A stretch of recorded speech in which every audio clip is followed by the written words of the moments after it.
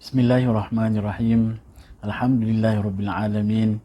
Wassalatu wassalamu ala sayyidil anbiya'i wal mursalin sayyidina wa habibina wa syafi'ina Muhammadin wa ala alihi wa sahbihi ajma'in. Qala rabbi shrah li sadri wa yassir li amri wahlul 'uqdatam min lisani yafqahu qawli wasaddid lisani wa hdi qalbi bihaqqi sayyidina Muhammadin nabil ummi wa ala alihi wa sahbihi wa sallam. Qalu subhanaka la ilma lana illa ma 'allamtana innaka antal alimul hakim. Qala wattaqullaha wa yu'allimukumullah. Amma ba'd. Tuan-tuan dan puan-puan yang dirahmati Allah sekalian, para jemaah yang dirahmati Allah. Assalamualaikum warahmatullahi taala wabarakatuh. Alhamdulillah, segala puji bagi Allah Subhanahu wa taala berikan kita sama-sama kesempatan, berikan kita sama-sama taufik dan hidayahnya, berikan kita sama-sama umur yang panjang untuk sampai ke dalam bulan Ramadan kali ini. Semoga Allah Subhanahu wa taala seperti mana telah menyampaikan kita di dalam bulan yang mulia ini, Allah Subhanahu wa taala memberikan kita kekuatan, kesungguhan, ketekunan untuk melakukan amal ibadah dalam bulan Ramadan ini dengan sebaik mungkin seperti yang diajarkan oleh baginda Nabi Muhammad sallallahu alaihi wasallam, dengan saranan-saranan dan tuntutan-tuntutan amalan-amalan yang ada dalam bulan Ramadan ini. Dari segi berbagai-bagai ibadah, warna-warna ibadah yang boleh dapat kita lakukan. Alhamdulillah, selain daripada melakukan ibadah fardu puasa itu, kita mempunyai kesempatan untuk melaksanakan perkara-perkara yang sunnah yang lain. Alhamdulillah, kita mulakan sesi kita pada hari ini dengan baca surah Al-Fatihah agar memudahkan segala urusan, diberikan kefahaman, diberikan ketakwaan, meningkatkan segala ketakwaan kepada Allah Subhanahu wa taala dengan sebenar-benar takwa. Hiaskan diri kita dengan akhlak-akhlak yang mulia, kesabaran, kemudahan dalam menuntut ilmu. Kabulkan segala hajat-hajat kita dunia dan akhirat. Dia angkat segala wabak dan penyakit dan diberi kesembuhan bagi mereka-mereka yang sakit. Bismillahirrahmanirrahim. Nawaitu ta'allum wa ta'lim, tadhakkur wa tadhkir, wan nafa wal intifa' wal ifadah wal istifadah wal hath ala tamassuki bi kitabillah wa sunnati rasulillah wa du'a ila al huda wa dalalata al khairi ibtigha' mardatillahi wa thawabihi wa qurbihi ala hadhihi niyyah wa kulli niyatin salihah wa ila hadratin nabi Muhammadin sallallahu alaihi wasallam. Al-Fatihah. A'udzubillahi minasyaitonir rajim. Bismillahirrahmanirrahim. Alhamdulillahirabbil alamin, arrahmanirrahim, maliki yaumiddin, iyyaka na'budu wa iyyaka nasta'in, ihdinas siratal mustaqim, siratal ladzina an'amta 'alaihim ghairil maghdubi 'alaihim waddallin. Amin. Alhamdulillah, tuan-tuan dan puan-puan, terima kasih kerana bersama dengan saya pada perkongsian kita kali ini. Kita bicara ilmu dalam bulan Ramadan yang mulia ini, di mana Allah SWT, barang siapa yang Allah SWT inginkan kebaikan kepada dirinya, Allah SWT akan yufaqihu fiddin, akan membuatnya memperdalami ilmu agama agar dapat mengenal Allah SWT, mengenal akan dunia ini, mengenal akan ujian Allah SWT, mengenal perkara yang zahir, mengenal perkara yang batin, agar dapat kita menjadi hamba Allah yang sebenar-benarnya. Tuan-tuan dan puan-puan, perbincangan kita pada kali ini antaranya adalah membincangkan sifat mazmumah, sifat yang terkeji, sifat yang tidak disukai, sifat yang tidak harus ada pada diri seorang muslim dan mukmin yang ingin menuju perjalanannya menuju kepada Allah Subhanahu wa taala. Tuan-tuan dan puan-puan, sifat mazmumah kali ini yang kita kongsikan, insya-Allah, yang bertajuk hubbud dunya. Hubbud dunya, iaitu cinta kepada dunia. Tuan-tuan dan puan-puan, menjadi sifat mazmumah dalam diri seseorang itu apabila ia mempunyai sifat kecintaan kepada dunia. Tuan-tuan dan puan-puan, Imam Al-Ghazali mengatakan dunia dan akhirat ini bagaikan madu, tuan-tuan dan puan-puan. Ini bukan madu asli, tapi madu suami dan dalam perkahwinan rumah tangga. Maksudnya dunia dan akhirat ni dua isteri kita seolah-olah lah. Bila kita nak meredai satu orang, meredai akan satu isteri, yang lagi satu akan tarik muka. Kalau kita cuba nak redakan isteri yang lagi satu pun akan tarik muka juga, begitulah. Susah nak balancekan, susah nak mendapatkan. Dan kebanyakan mengatakan almost perkara ini susah dan hampir mustahil untuk kita dapat kedua-duanya sekali, gembirakan kedua-duanya sekali. Maka di sini apabila kita memahami bahawa hati kita ini, diri kita ini tidak boleh memiliki kedua-duanya sekali. Dan kalau nak ada dua-dua sekali, bergaduh, kan. So ini yang kita perlu pilih. Dan cadangan para ulama, galakan para ulama, hadis-hadis Nabi SAW, ayat-ayat Quran mengatakan wal akhiratu khairun wa abqa, sedangkan kehidupan akhirat itu yang lebih baik bagi kamu dan lebih kekal. Maka bila tak boleh kumpulkan kedua-duanya, mesti satu yang lebih. Dan kalau yang lebih itu adalah dunia, yang lebih baik itu adalah akhirat, yang teruk itu adalah dunia, sekiranya kita mencintai dunia, maka itu adalah perkara yang membawa kebinasaan kepada kita. Di mana kalau kita mencintai akhirat, khairun, lebih baik dan lebih kekal. Maka para ulama mengatakan bila kita mempunyai dua perkara ini, tak boleh kumpulkan dua-duanya, maka kita lihatlah mana yang lebih baik, mana yang lebih kekal, mana yang lebih membawa perjalanan yang panjang, dan tidak ada lain yang tidak bukan adalah akhirat. Itulah tempat kembali kita yang sebenar-benarnya.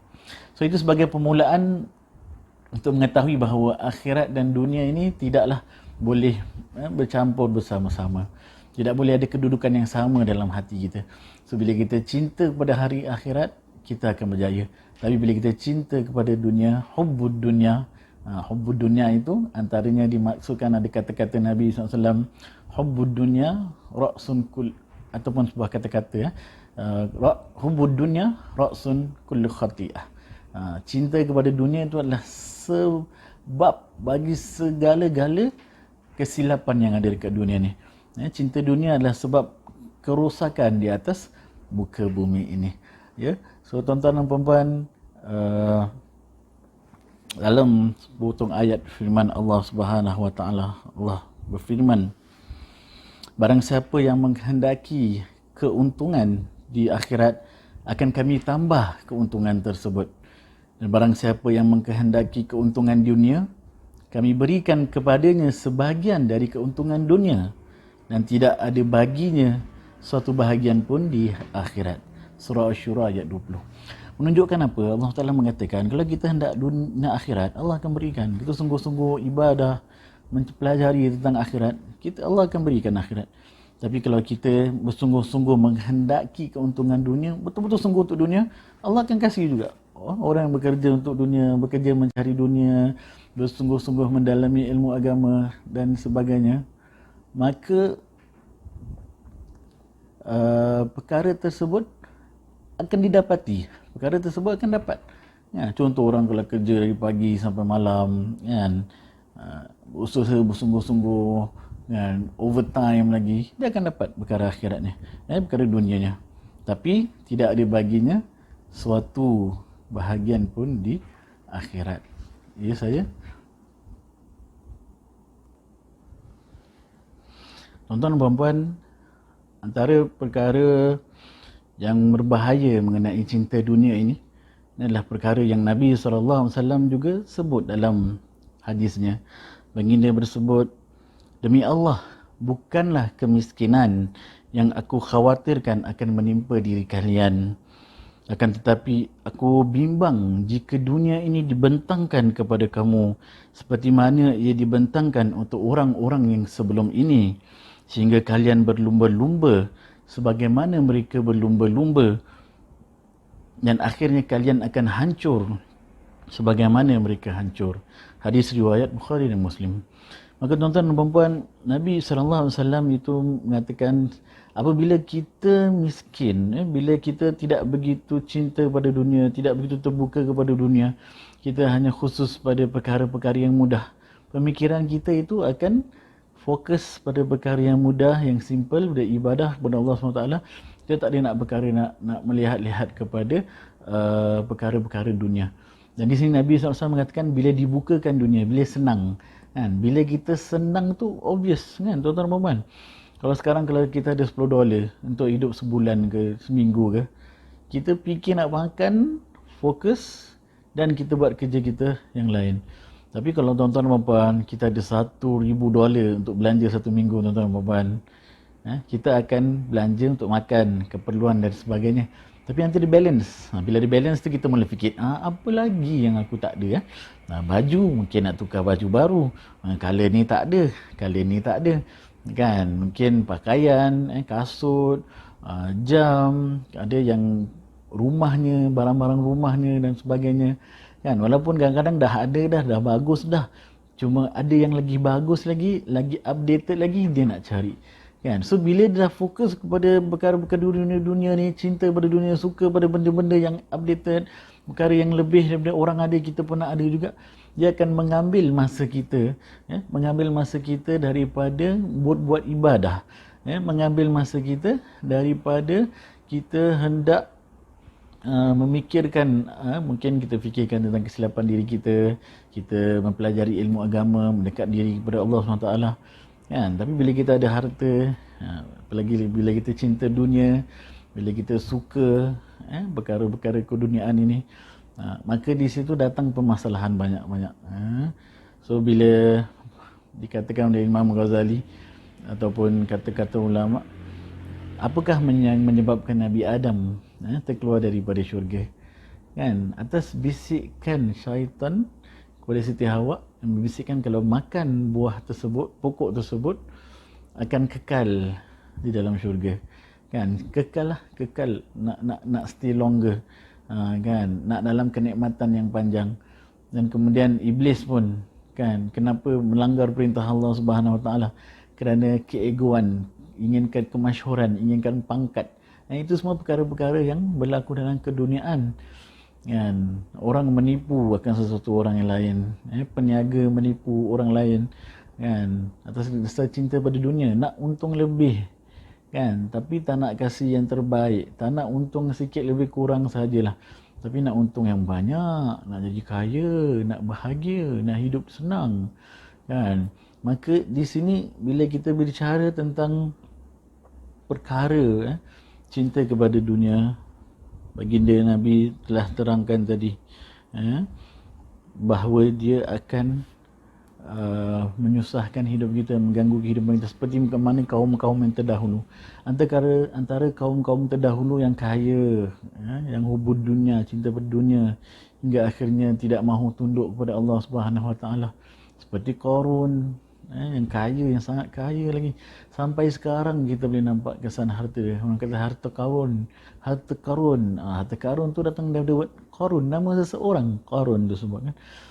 Dia bila miskin minta nak jadi kaya, bila miskin minta jadi kaya, kan, nescaya dia akan buat baik dan sebagainya. So apabila diberikan kekayaan, minta bayar zakat, berikan harta tersebut, dia tak nak kasih, dia dah ingkar, dah sayang dunia ni, dah sayang harta-harta. Dia kata, ini aku dapat hasil daripada titik peluh aku, ini aku dapat hasil dari usaha aku sendiri. Bila usaha aku sendiri, penat lelah tu dia dah jadi sayang, dia dah jadi suka akan perkara tersebut. Kan, bila dah sayang pada harta itu, dia akan membuat kita mungkin melakukan perkara-perkara yang tidak sepatutnya, seperti yang tadi kan, tidak mahu membayar zakat, tidak mahu bersedekah pada orang lain, bahkan boleh datang sifat-sifat sombong, orang lain tu miskin, susah tu, tak nak belajar, tak nak dapatkan education, dia yang malas, saya usaha, saya upgrade, saya update, kan, so update skill dan sebagainya. Maka sebab itulah kehidupan saya senang. Dah mula dapat sedikit, dah mula suka pada perkara tersebut, kan, sehingga dah tak nak lagi mempunyai sifat-sifat yang baik, sifat yang sayang pada orang lain, membantu orang dan sebagainya. Maka dunia ini memang penuh dengan tipu daya dan godaan, kan? Dunia ini penuh dengan tipu daya dan godaan. So bila kita kata cinta pada dunia tu, kita bukan bermaksud dunia ni sebagai location, kan, bukan dunia ni geographically, bukan cinta dunia geographically dia, bukan cinta pada dunia siang dan malam dia, bukan cinta pada dunia panas dan sejuknya, udaranya dan sebagainya, tapi mencintai perkara-perkara yang ada di dalam dunia yang mengakibatkan tindak tanduk, perbuatan yang terkeji, yang melalaikan, yang memesongkan daripada kehidupan, daripada urusan kehidupan kita ataupun tujuan kehidupan kita yang sebenar-benarnya. Maka di sini kita katakan dunia yang menipu daya akan diri kita, kan.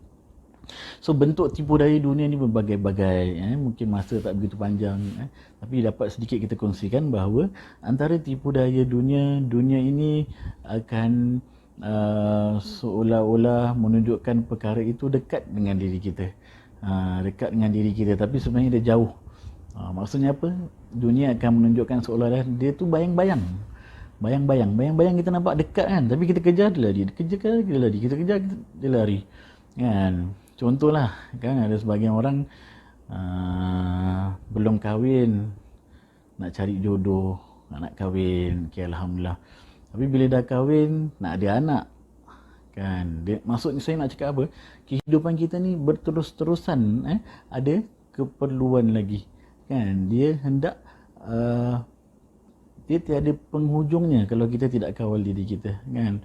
Dah kahwin, ada anak, bila dah ada anak lelaki, dah ada anak lelaki, dah anak perempuan, dah ada 2 anak lelaki dan perempuan, nak lagi 1 anak lelaki, kan. Dah ada rumah sederhana, anak dah ramai, nak rumah besar lagi, dah rumah dah besar, nak bilik lelaki, nak bilik perempuan, nak ada study room, lepas tu kemudian macam-macam dia akan berterusan, kan. Orang yang tak ada kasut, nak ada kasut, bila dah ada kasut, nak ada sport shoe, nak ada casual shoe, ada smart shoe, kan. Bila dah ada lagi nak colour lain, nak colour gitu dan sebagainya. Dunia macam itu, dia tunjukkan macam benda tu kecil, macam bayang-bayang, macam kita boleh kejar, kan.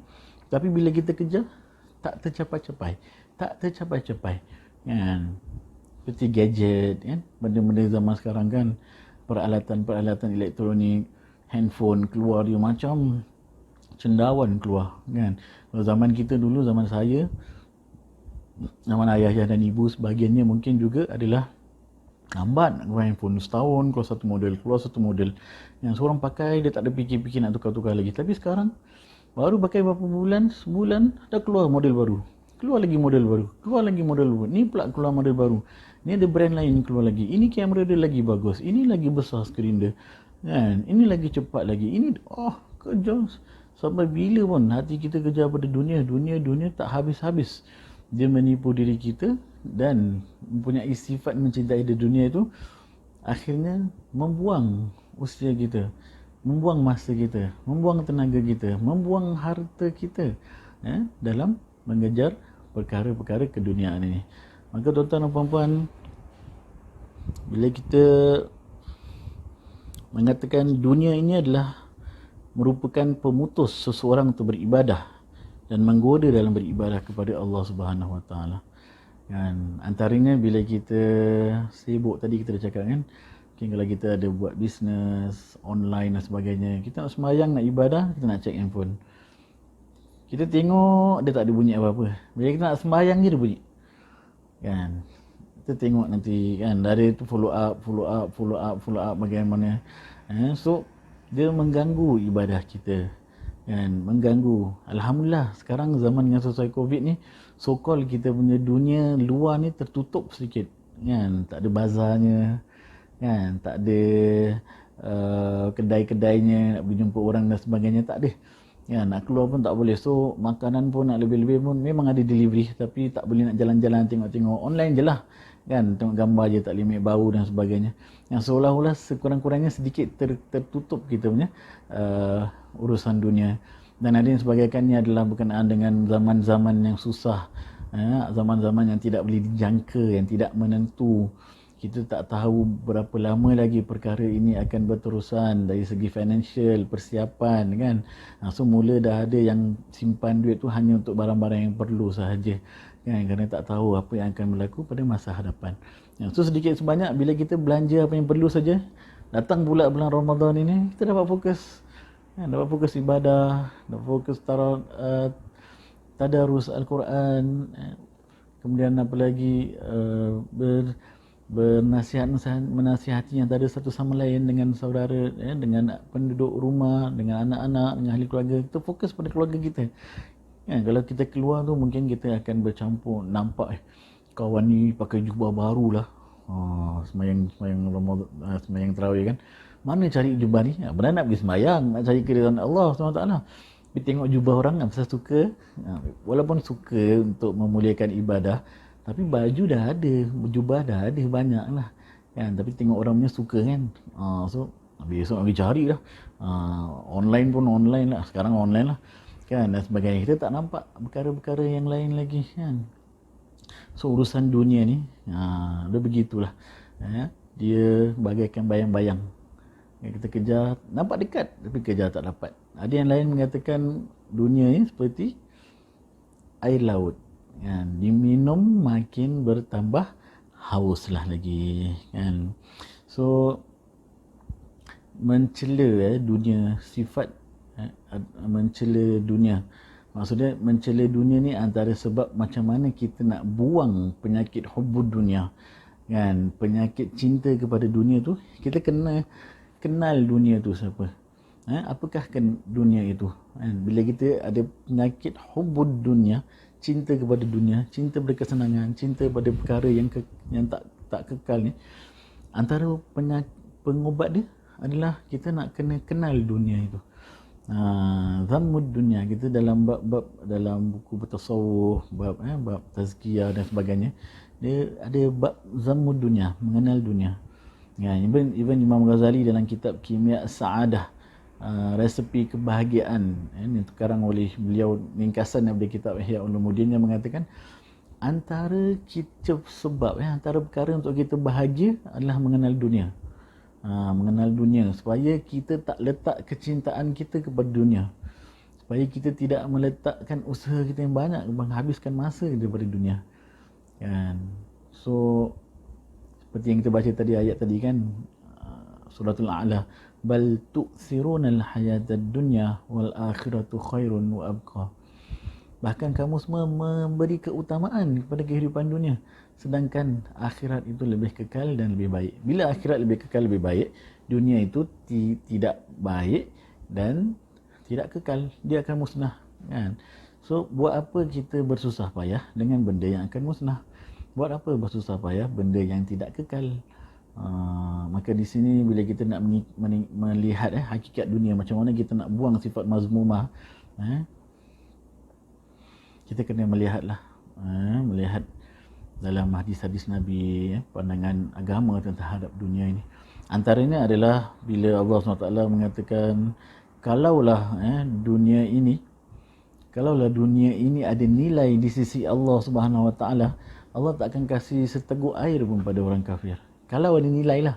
Maksudnya Allah tak pandang, tak ada nilai dunia ni. Sebab tu Allah boleh kasih orang kafir, orang bukan Islam, sebanyak-banyaknya apa yang mereka hendak. Dunia, nak pangkat, nak anak, nak kekayaan, nak kuasa, ambil. Kerana bagi Allah tak ada nilai. Kan? Contoh kalau kita ada duit, tapi duit monopoli, duit monopoli, ratus-ratus, ribu-ribu, anak kita datang nak ambil lah. Kita tak kisah, tak ada nilai pada diri kita. Duit tu tak ada nilai kan, boleh pakai dekat game monopoli je, tak boleh buat apa pun. So Allah mengatakan begitu, kalau ada nilai, Allah tak akan kasih pada orang kafir.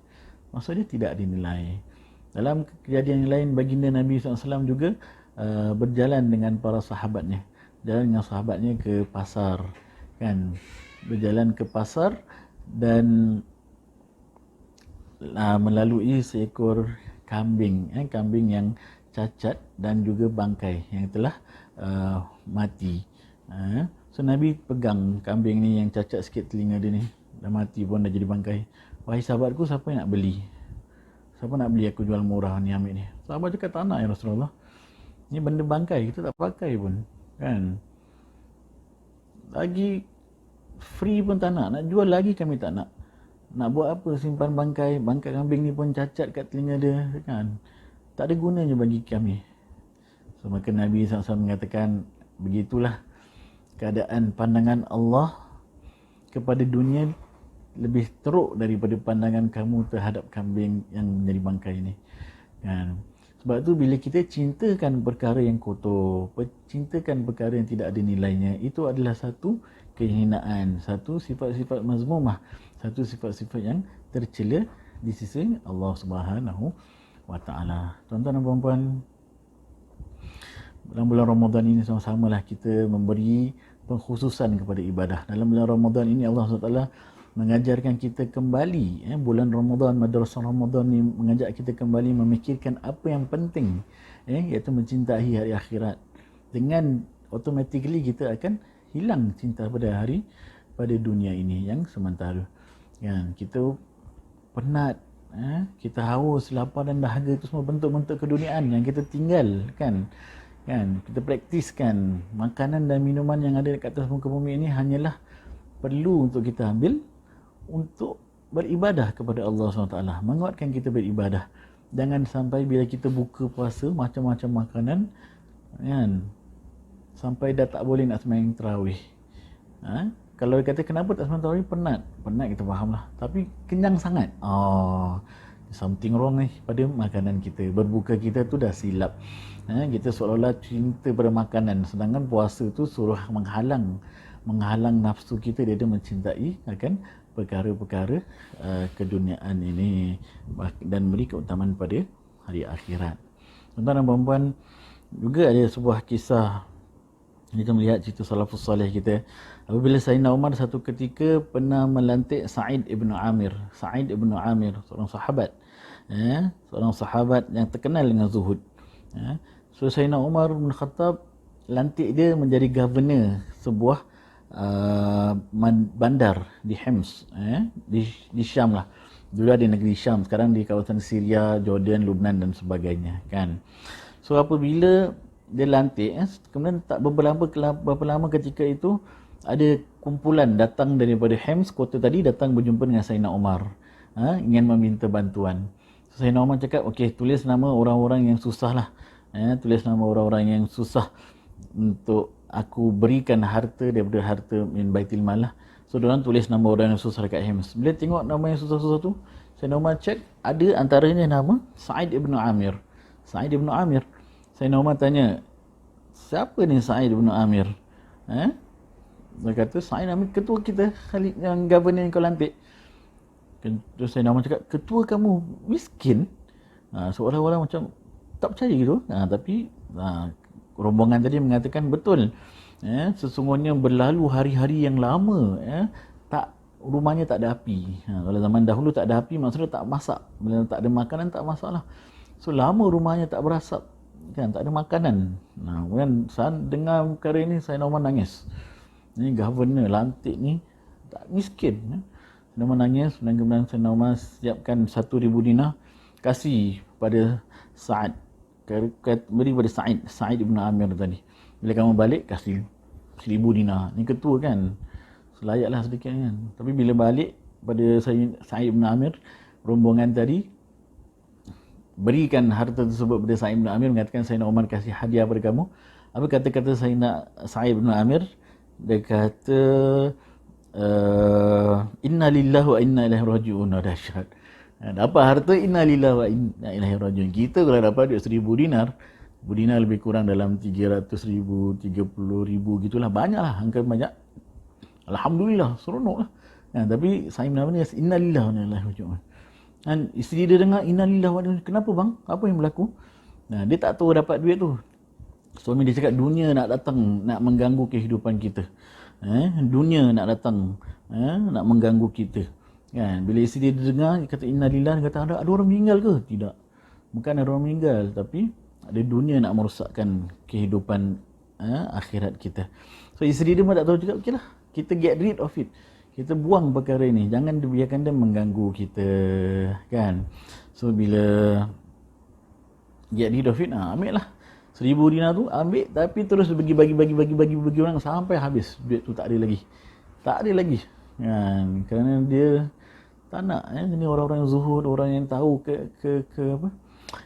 nilai dunia dan akhirat itu mana yang lebih penting. Yang terakhir sekali untuk memberi kita sedikit lagi pemahaman macam mana untuk mencintai akhirat dan juga menjauhi dunia yang begitu indah kan dan sebagainya kan. Imam Ghazali juga dalam kitab Minhajul Abidin beritahu contohlah kalau kita masak makanan yang sedap, masak makanan yang sedap, contohlah mungkin masak nasi biryani ke kan, masak nasi biryani kan, tapi dalam waktu nak siapkan masak nasi biryani tu orang dia letak racun kat dalam nasi biryani tu kan, ada racun yang membunuh, kemudian dia siapkan cantik-cantik, cover tak nampak, dah macam biasa dah nasi biryani ni kan. So ada dua orang, satu orang tahu yang nasi biryani tu waktu disiapkan ada racun, dan lagi satu orang tu tak tahu nasi biryani tu disiapkan ada racun. So orang yang nampak nasi biryani tu cantik tapi tahu ada racun, dia takkan pandang pun pada nasi biryani tu, dia takkan tengok pun walaupun nasi biryani tu ada kambingnya, cantiknya, berasa panas dan sebagainya kan, tapi dia tahu ada racun di dalamnya, bahkan dia takkan pandang, dia takkan tengok pun pada perkara tersebut. Dia akan rasa tak rasa rugi pun kalau tak makan, macam dia bahkan akan mudaratkan dirinya. Tapi orang kedua yang tak tahu dalam biryani itu ada racun, tak tahu ada perkara yang tidak baik, dia akan suka, dia akan lihat, dia akan terpedaya. Itulah bagaimana kita untuk mengetahui, menghilangkan sifat cinta kepada dunia ini dengan mengenal hakikat dunia ini sebenarnya apakah nilai dia, di mana ia lebih membawa kerosakan lebih daripada kebaikan. Semoga Allah SWT melindungi diri kita semua daripada perkara-perkara yang tidak baik, daripada cinta kepada dunia. Tidak dinafikan perkara keduniaan ni ada juga yang baik, boleh menikmati kesenangan dunia, tapi jangan melebih-lebihkan. Ada dalam dunia ni juga ada ibadah, ada orang soleh, ada ilmu, itu tentunya perkara yang baik, itu yang boleh kita suka kan. Tapi perkara-perkara yang tadi menipu daya, menggoda, melalaikan, menyebabkan orang bermusuhan, menyebabkan orang bergaduhan, ini semua adalah aspek-aspek keduniaan yang kalau dia masuk dalam hati kita, celakalah kita, rugilah kita, dan dikategorikan sebagai orang-orang yang memiliki sifat mazmumah, yang Nabi SAW sangat bimbang akan keadaan diri orang tersebut. Tuan-tuan dan puan-puan, sedikit perkongsian daripada saya. Semoga bulan Ramadan ini kita doa kepada Allah Subhanahu Wa Taala agar memberikan kita sama-sama pemahaman akan tujuan kita kehidupan di dunia ini. Semoga Ramadan ini datang, madrasah Ramadan ini memberi keutamaan bahawa kita betul-betul faham sebenarnya kehidupan duniawi ini adalah kehidupan yang sementara. Kehidupan akhirat itulah yang kekal selama-lamanya. Ibadah yang penting yang perlu kita cari itulah akan membahagikan kita di dunia. Cinta kepada akhirat, cinta pada ibadah, cinta pada ulama, cinta pada amal soleh, ini yang akan membawa kebahagiaan dalam kehidupan kita. Tapi kalau mempunyai sifat-sifat cinta dunia tadi, membawa kemusnahan dan membawa kerugian di hari akhirat dan penyesalan yang panjang. Semoga Allah melindungi kita, melindungi ahli keluarga kita dan menerima segala amal ibadah kita dalam bulan Ramadan ini, tuan-tuan dan puan-puan. Semoga Allah memandang kita dengan kasih sayangnya. Semoga Allah Ta'ala menyucikan hati kita dari penyakit-penyakit hati. Semoga Allah membersihkan diri kita daripada segala titik-titik dosa, dan Allah gantikan dengan penuh cahaya kemuliaan, dengan cahaya kasih sayangnya, dengan cahaya ibadah. Semoga agar kita menjadi orang yang bahagia kelak nanti, insya-Allah. Amin ya rabbal alamin. Tuan-tuan dan puan, sedikit sebanyak itu dapat saya kongsikan apa yang baik daripada Allah SWT, yang kurang daripada diri saya sendiri. Kita akhiri majlis ini dengan tasbih kafarah dan surah Wal-Asr. Subhanakallahumma wa bihamdika asyhadu an la ilaha illa anta astaghfirukallahumma wa atubu ilaik. Bismillahirrahmanirrahim. Al-Asr. Innal insana lafi khusr illa alladhina amanu wa amilus solihat wa tawassaw bil haqqi wa tawassaw bis sabr. Sehingga bertemu lagi. Assalamualaikum warahmatullahi taala wabarakatuh.